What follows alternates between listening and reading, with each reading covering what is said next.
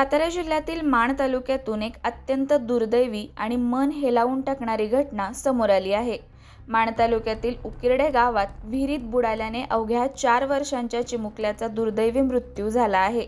या घटनेमुळे संपूर्ण परिसरात हळहळ व्यक्त केली जात आहे। मिळालेल्या माहितीनुसार उकिरडे गावातील पंजाबराव गणपत जगदाळे यांच्या विहिरीजवळ दिनांक 24 मे 2026 रोजी सकाळी सुमारे 8:20 सुमारास ही घटना घडली। यामध्ये शिवानी महावीर कांबळे आणि तिचा 4 वर्षीय मुलगा हितांशु महावीर कांबळे हे पाण्यात बुडाल्याची घटना समोर आली आहे। घटनेनंतर तातडीने दोघांना बाहेर काढून उपचारासाठी हलवण्यात आले, मात्र उपचार सुरू असताना अवघ्या 4 वर्षांच्या हितांशु महावीर कांबळे याचा मृत्यू झाल्याचे डॉक्टरांनी घोषित केले। या दुर्दैवी घटनेमुळे कांबळे कुटुंबावर दुःखाचा डोंगर कोसळला असून गावातही शोककळा पसरली आहे।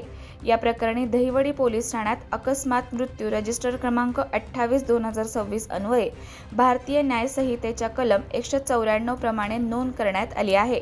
मैताची नोंद दिनांक 25 मे 2026 रोजी रात्री 12:14 करण्यात आली असून शवविच्छेदन